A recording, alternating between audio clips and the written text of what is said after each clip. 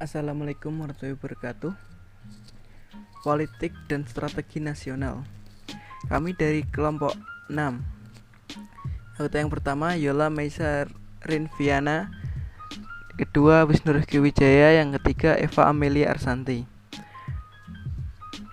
Baik, pengertian politik. Politik adalah sebuah proses pembentukan pembagian kekuasaan yang ada di masyarakat dalam bentuk sebuah proses pembuatan keputusan yang berkaitan dengan tatanan kenegaraan. Politik dapat dikatakan sebuah seni dan ilmu untuk dapat meraih kekuasaan, baik itu yang diraih secara konstitusional maupun inkonstitusional. Kata politik berasal dari bahasa Yunani, yaitu polis, yang berarti kota yang berstatus negara. Aristoteles dan Plato menganggap politik adalah suatu usaha untuk mencapai masyarakat politik yang terbaik. Lembaga-lembaga politik. Yang pertama, Presiden. Yang kedua, Majelis Permusyawaratan Rakyat. Yang ketiga, Dewan Perwakilan Rakyat.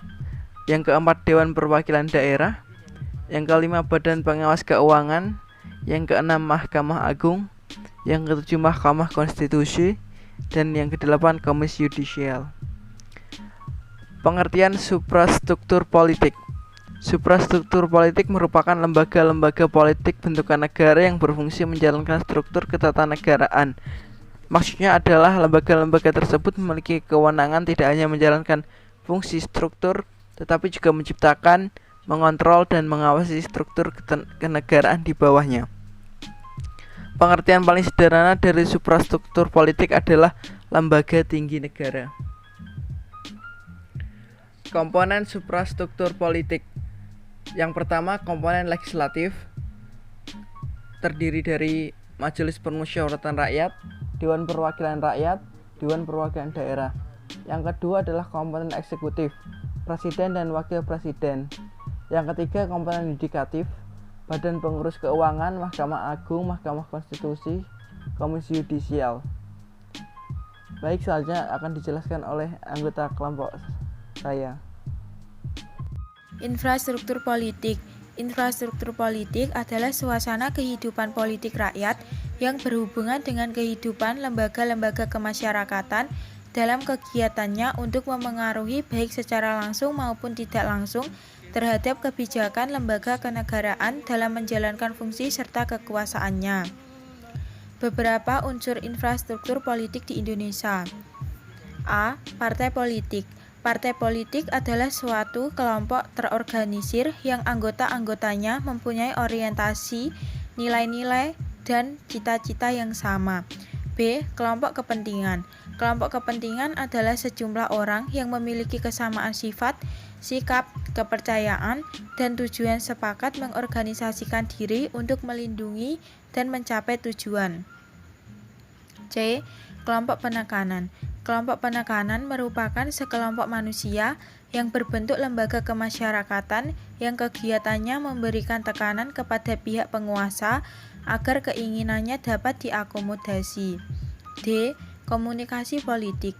Media komunikasi politik merupakan salah satu instrumen politik yang berfungsi menyampaikan informasi dan persuasi mengenai politik baik dari pemerintah kepada masyarakat dan sebaliknya. E. Tokoh politik. Tokoh politik adalah orang yang karena perjuangan dan idealismenya dikenal oleh lembaga masyarakat sehingga segala pendapat dan perbuatannya diikuti oleh banyak orang. F. Lembaga Swadaya Masyarakat atau LSM.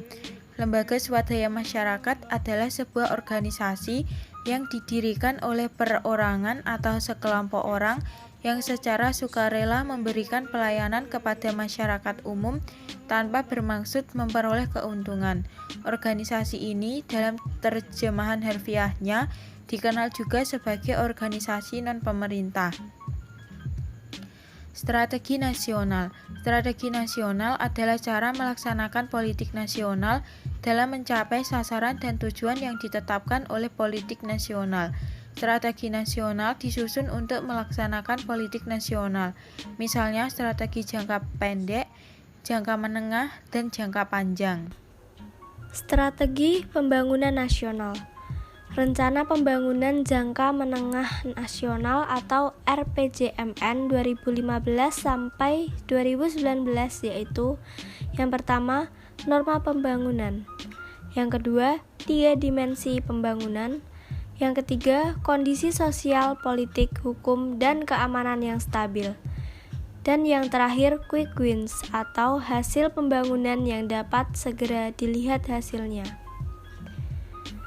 Implementasi strategi politik nasional meliputi yang pertama bidang hukum, yang kedua bidang ekonomi, yang ketiga bidang politik, politik dalam dan luar negeri, dan yang terakhir meliputi bidang sosial dan budaya.